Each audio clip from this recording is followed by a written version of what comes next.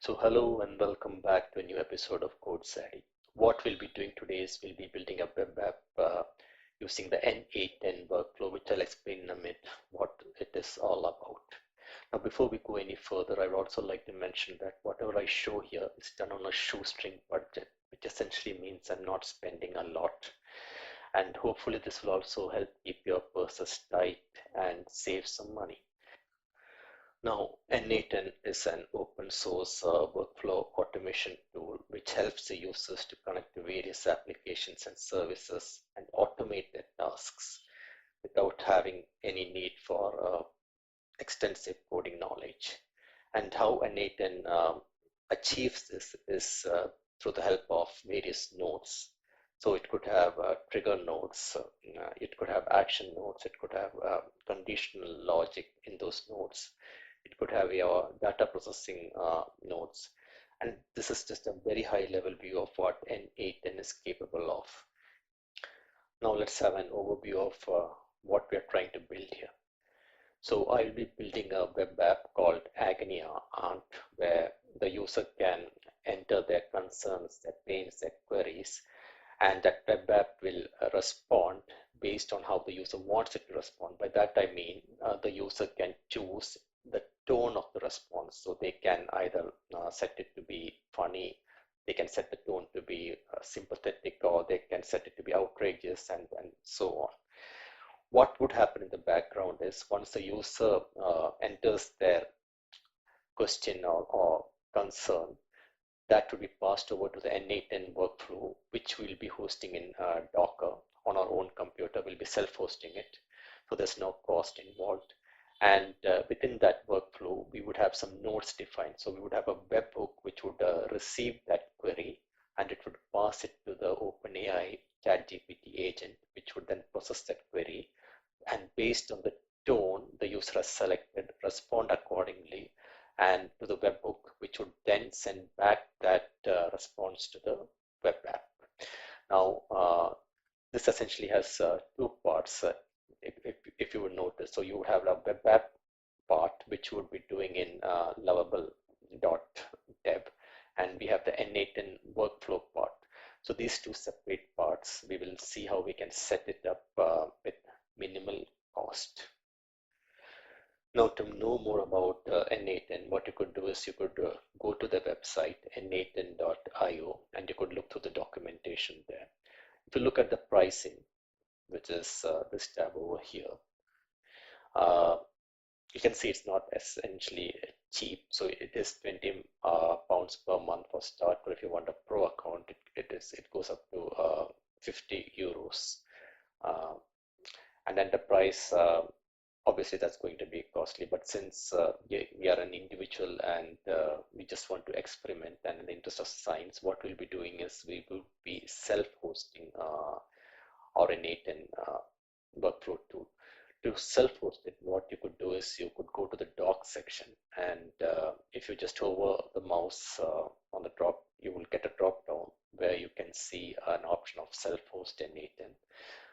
If I click on that, it takes the documentation where it explains how you can set up a Docker template, the Docker commands to self-host n8n. For the purpose of this video, what I have done is I have already set up the Docker Compose YAML file, which I'll be sharing in the description of this video. So do have a look at the description if you want this file. I'm not going through the file details there because it's not necessary, but if anyone is interested, I have commented it with meaningful statements where you can go through, and it makes reading and understanding the YAML script very easy. Now, to start your n8n container, all you need to do is go to the folder where you have stored your docker-compose.yaml file, and just type docker compose up. This should up your container.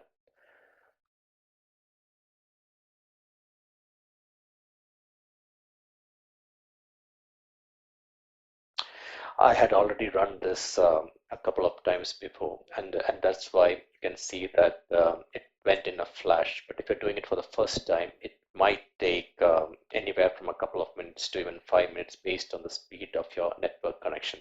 So please be patient. Wait till you see this message saying that the editor is now accessible via this URL. And now this is the port we have exposed in our YAML file. And if you would have noticed, we have also mentioned Postgres SQL as the database which is needed to store our various workflows. If you wanted, you could use something like SQLite, but in a productionized version, it is recommended that you use Postgres SQL. Now let's go to the URL and let's see what happens there. So let me go to the URL.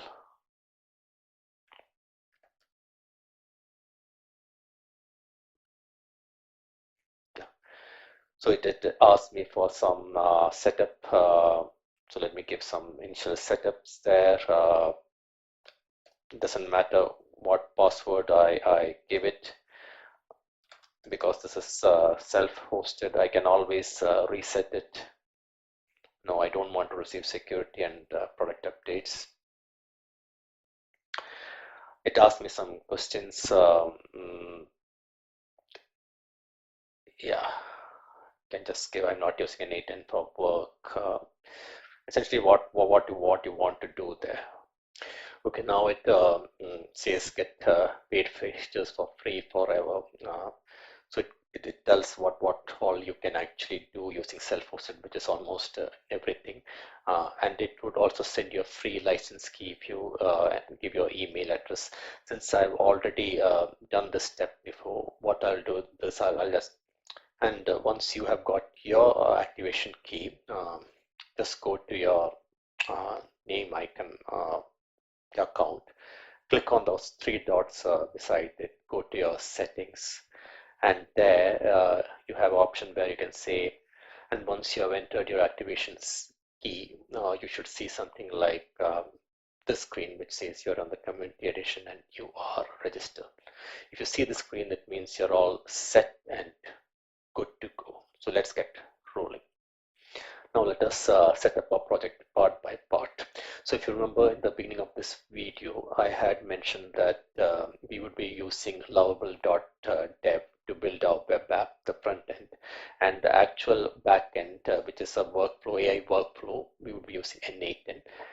And so we'll be switching to and fro between these two parts. So right now we are on the n8n part, the backend part, where we'll be first setting up our webhook node. Let's see how we can do that.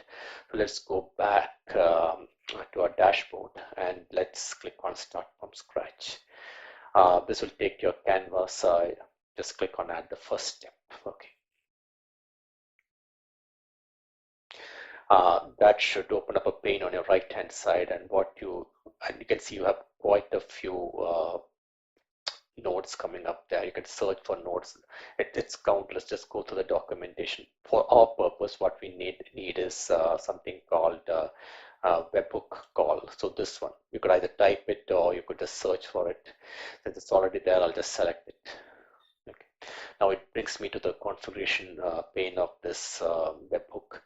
I would change the HTTP method to post, because I'm actually sending information from my front end to the back end, which is this node, and it's a post method. It's not a get. I'm not going to get anything from this node, right? So I'm sending something. So it's a post. It's basic REST API terminology. And what I'll also do is I will copy this URL, which I'll be using in my web app, because I would need to tell my web app where it needs to send that data to. And for respond, authentication, I would just leave it blank. I don't need any authentication. If you wanted, you could add basic authentication or header authentication or your JSON web token authentication. I'll just leave it at none, because this is just for experimentation purposes, for demo purposes. So this should be fine. And the respond, I do not want it to respond immediately. What I want to do here is I want to get that question from the web app that the user posted, and I want to send it to a AI agent, and I want to get that response and send it back. So if I select immediately, what would happen here is that as soon as I get the question, it would just try to send something back without processing it. So this is not what I want.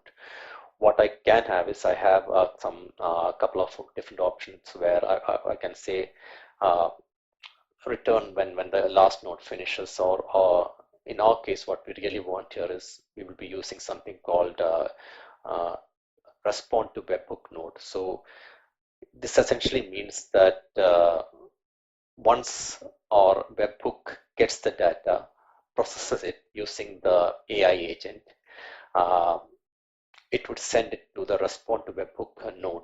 The AI agent would send that response to the respond to webhook node, which is what we'll be sending back to the web app, if that makes sense. Let's select it for a time being, and then this is it. So let's go back to our canvas. Okay, and you can see we have set up our first node, which is the webhook node.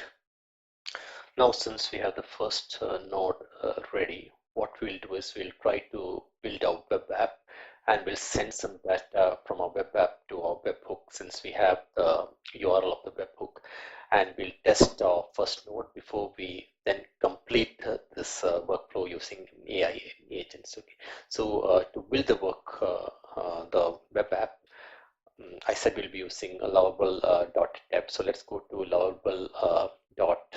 I have opened it here. And what you can do is go to this website and create an account there. Now this has many tiers, so it has some tiers where you can pay if you want it, because it's a great website for building web apps. Let me tell you that. But for our purposes, the free tier is more than enough. So by free tier, I mean if you just go to your settings here, okay, and if you look at my plans and billings, I am on this tier, sorry, the free tier. For the free tier, I just get 5 credits per month. So sorry, per day, uh, which I think is enough for whatever I'm trying to do there. But if you try to do too much experimentation, it might not be enough. So you have to be careful what you prompt in here, so that you do not bypass your daily credit limits. So what I would advise you to do is whenever you type in a prompt, okay, think what you want to type in and give it at one go, instead of actually trying to iterate it over and over, which would work if you are on on the pro tier or on the teams tier, because essentially you get lots of credits. So my advice there would be to actually condense everything into a para on what you want to do, and just send it in a single prompt. Okay, so let's go back, and let us try to build the Agony Aunt web app.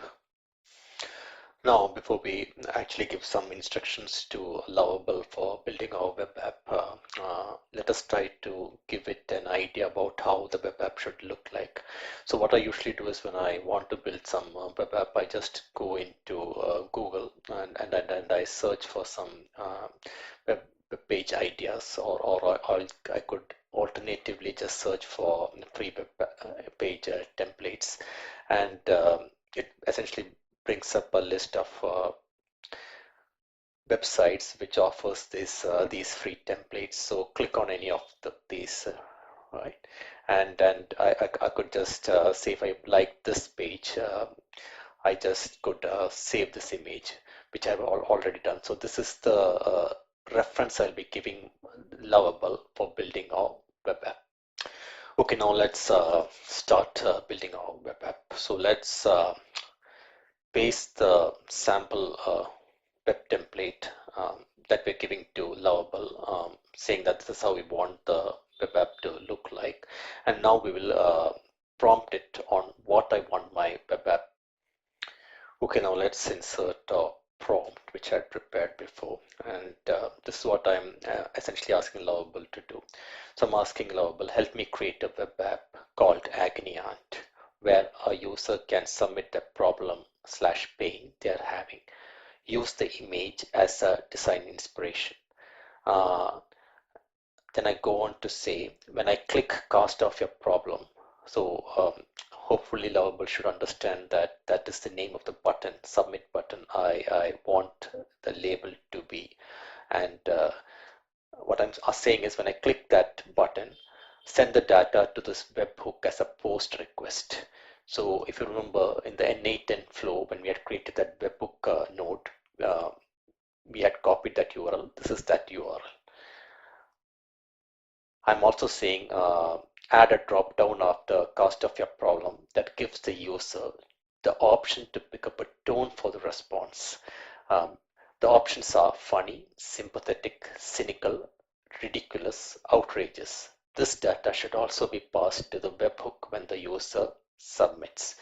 So I want the user to have an option of selecting the tone of the response based on a drop down, and I want the question plus the tone to be sent to the webhook.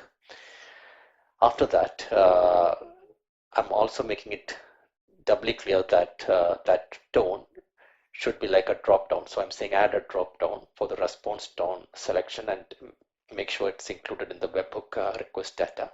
And when the data gets sent to the webhook, we wait for the response from the webhook, then output that field that says here is some aspirin for your headache. Okay, so essentially when we get that response back from our backend, the heading it should be labeled here is the aspirin for headache. So here's essentially your medication. Hope it gives you relief, and then show the output from the webhook in a separate text below. Now let's see how this goes. Let's submit it. This should be fun.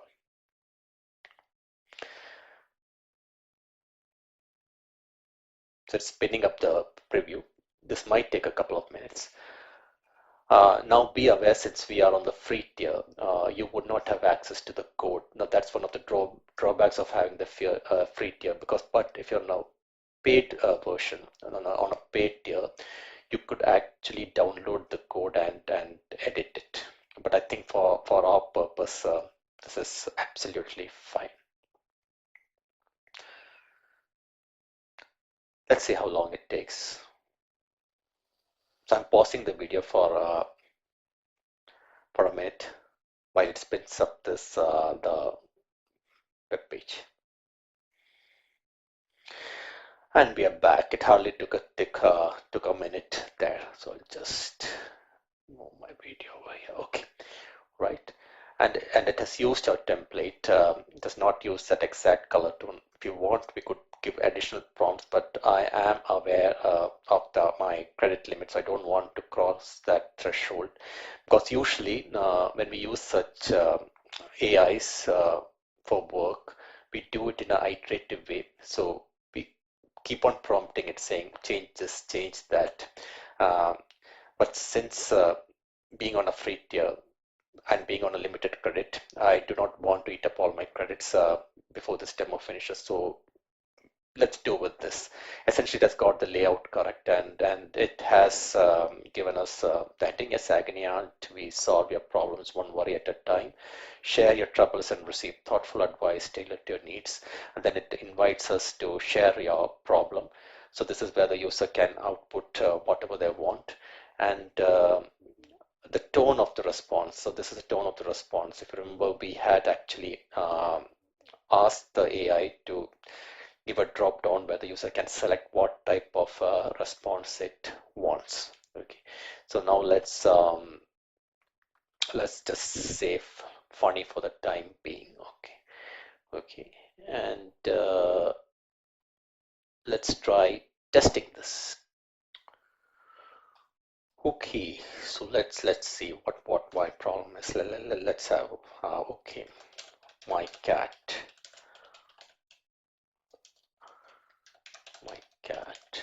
will not come to me. What do I do? and then I've selected the response to be funny.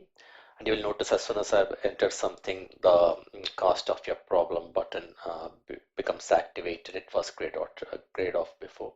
Now, if I click this button, nothing will happen because we have not yet activated our n8n workflow, even though we have given the webhook URL to Lovable. We have not activated the workflow. Uh, but essentially the buttons all work fine. So now let's go to our workflow and let's see how it would work from there. Now let me click on the test workflow button. Uh, Let me generate the event from my web app. Let me go back here and I see it has thrown an error. Now if you hover around that exclamation mark with the triangle, it says no response to webhook node found. So essentially what we've done here is we are saying the configuration of that webhook node that we need to respond using respond to webhook node, and we have not defined it, and that is why that error is being thrown. For the time being, let us just put it as immediately and let us see whether this now works. Okay, so I will just say test workflow. I just want to make sure that we are getting the data, and I'll click the button again, and now it has worked. Okay, uh, because we have said respond immediately, and you can see that we have actually passed the problem and the tone successfully. So the handshake is now successful. Now let us now go ahead and set the other nodes we require for this. So let's go back to the canvas, okay, and click on the plus symbol beside the webhook, and from here select AI. You can search for it, and then you need to select the AI agent, and that would essentially bring you a configuration panel where on the left hand side you have your input data. In the middle you have your configuration for the AI agent, and on your right hand side you have your output. Now if you scroll down the schema, what you will see is you will have your, within the body you will have your problem and tone, right? So this is what we sent. My cat will not come to me, what do I do, please help. And the tone that we asked the AI to respond to is funny. So we have actually passed both of these to the AI agent. Now how do I actually ask the AI agent to use these inputs and then process it? The way I can do it is within this middle panel here, which is the configuration panel for the AI agent. What we need to do here is within this section where it says source for prompt user message, we need to select the define below option. So remember, do not select the connected chat trigger node because we are not connected to a chat trigger mode. We are actually connected to a webhook. So use the define below option here, which will open our prompt user message, and just drag and drop the problem and the tone schema, which will be dragged and dropped as JSON. If you wanted, you could also just directly go to the JSON and you can see the actual JSON here, and you could just copy paste it, but I'm just using the schema there. Okay. Now I have given the user inputs, which is the json.body.problem and the json.body.tone to the AI agent, and it correctly it actually transforms it into the actual values that it is getting. Now what I need to do is I need to define the system prompt, which I can do by clicking on the add option and then selecting the system message. So within the system message, you can see it has a default message which says you're a helpful assistant. Instead of that, we'll give it a more detailed system message. System message is basically how you would want your AI agent to behave. This is what you're telling it, how to use the input, how you should actually respond. And I'm giving it an overview saying you're an AI agony aunt. Your job is to give sympathetic and mood lifting solutions and advice that could help someone. Output only return the advice solution. always start with a witty thing that happened today, always end with a deep philosophical message about the meaning of life.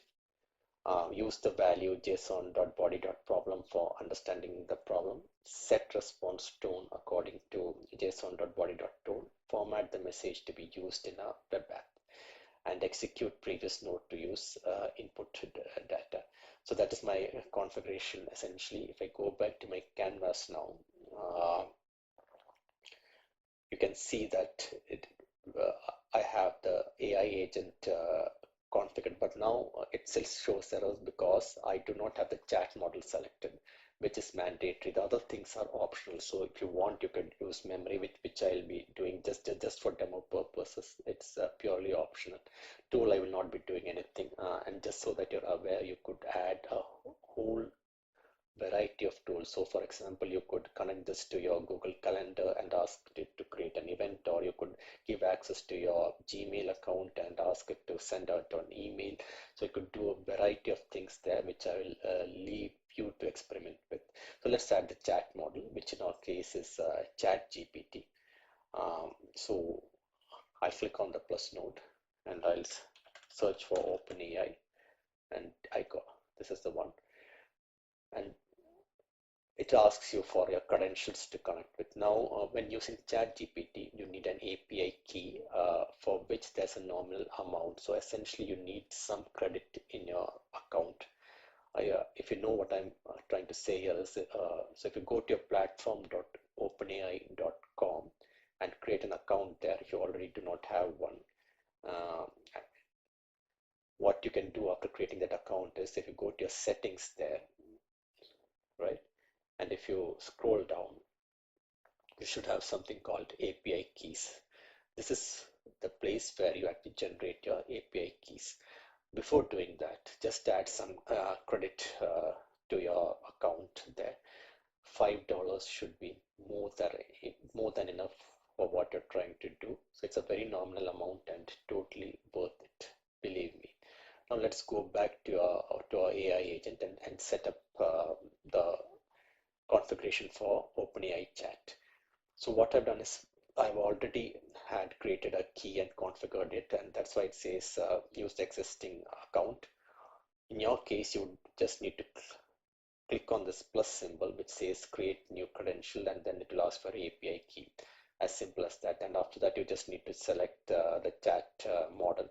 I'm just using GPT-4o Mini, which is more than enough for our purposes. It's quite cheap and reasonable. Other models might cost more, so do it at your own risk. Now let's go back, and you can see now that the error has disappeared from the flow.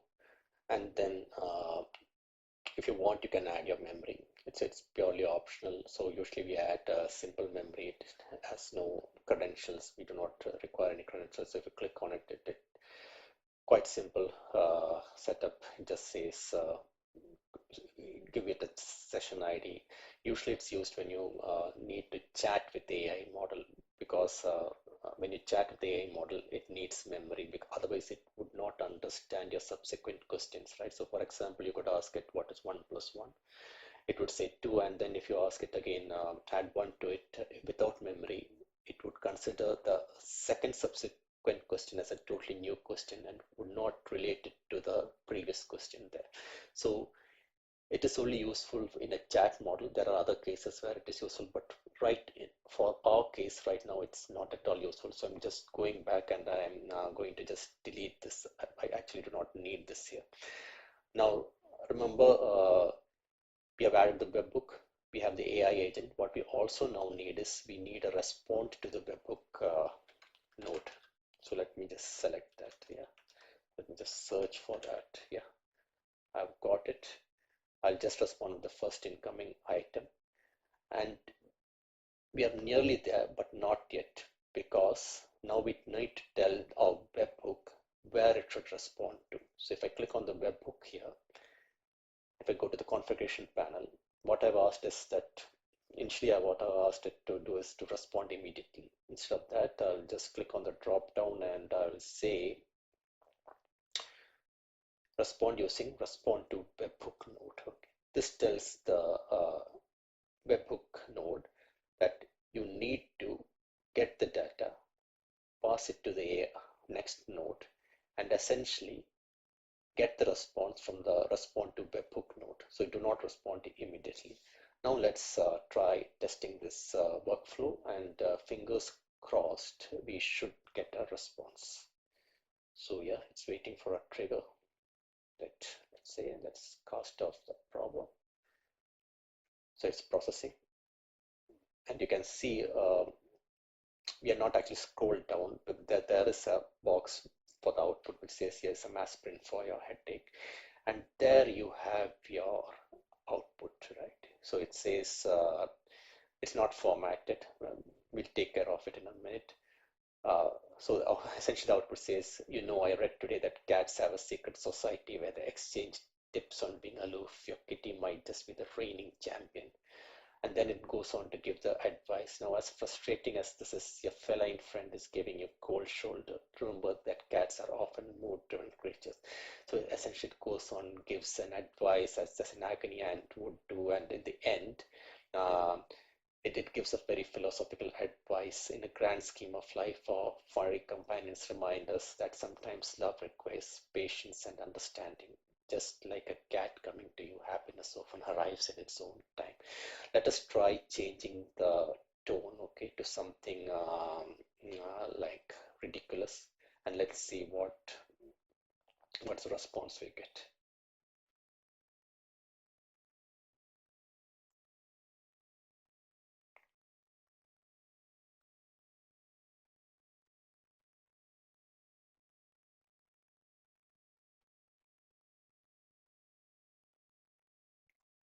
Any idea what went wrong here?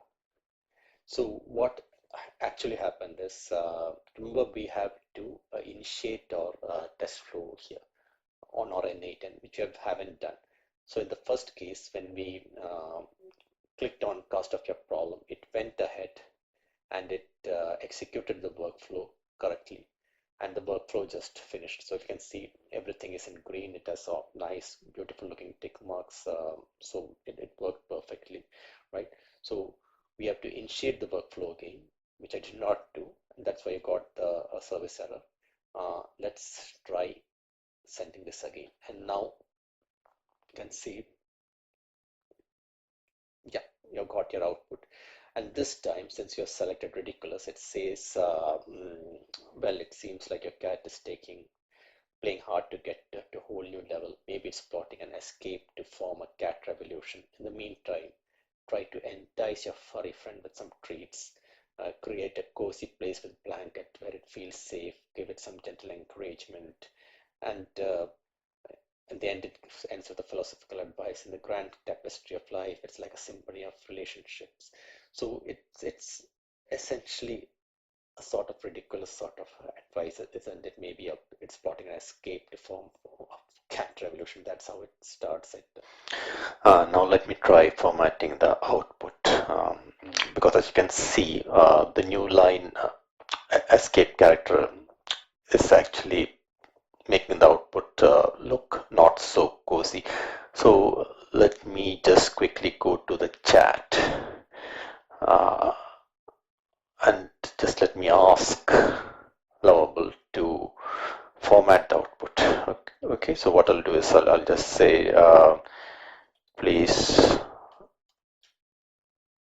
format the output so that the new line characters, it's a new line escape characters, isn't it? New line escape characters are transformed into new lines. Just to be explicit, I'll just mention what I'm talking about. So I'll say new line. Okay, let's see what happens. So while it's working there, I'll quickly also show you that you can actually see how many credits you have already used. So I'm nearly nearing my threshold limit of 5, so I've already used my 4 daily credits. So let me try pushing my luck, see how much I get. Hopefully it should be enough for this demo.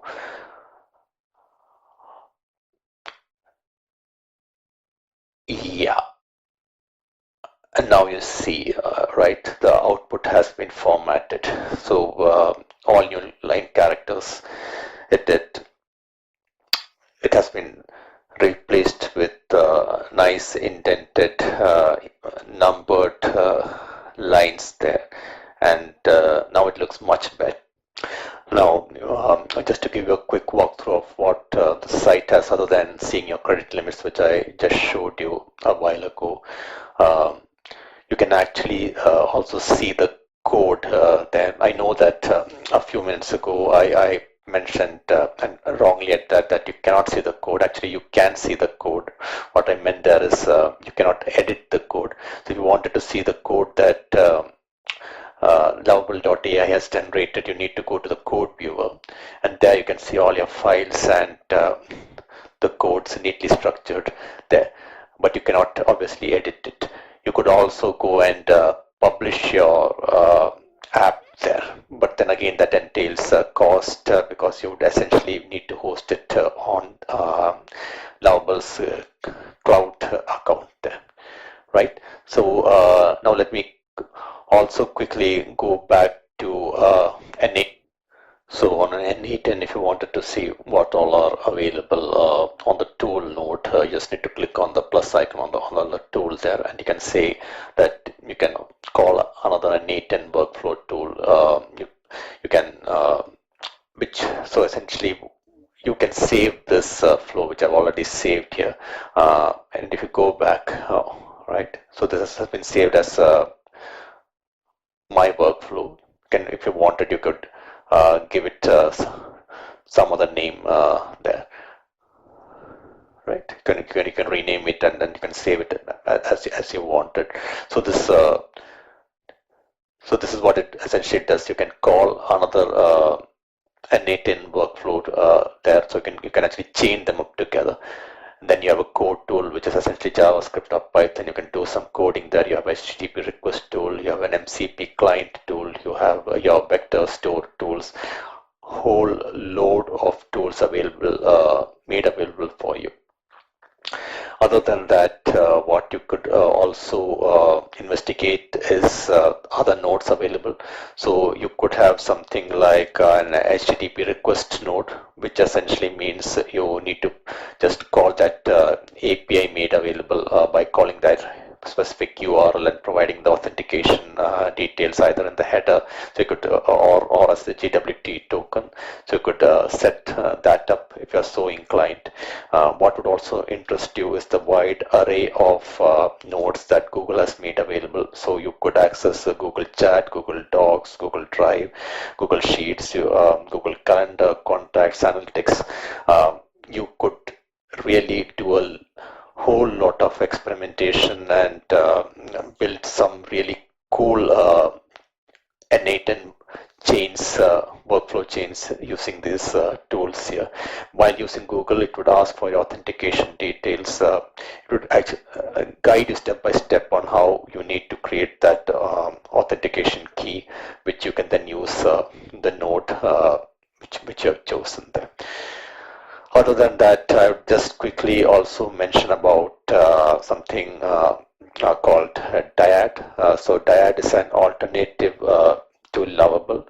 Uh, to be fair, I do not find it that efficient as Lovable, but it is something you can download and install on your local machine there. And once, so you can just go to dyad.sh, search, look at the download symbol for Windows, or if you're using Mac OS, to based on operating system download. And once you've downloaded it, it essentially opens up something like this, where it says build your dream app, and you could just choose your model. You can see that also has a paid model there, but you could just go for any of these models that is made available. So you can have your OpenAI models, you have your Anthropic model, Google 2.5 5 Pro, all of these are actually paid. If you wanted to use a free model, of course, you would need to go something for our open source model like Olama, which is now shows us an error loading because I have not started my Olama server. If you're interested on how you could actually use Llama and open source model like Llama 3, please refer to my previous video where I've created a web chat using open source code which essentially uses the Llama framework and the Llama 3 model.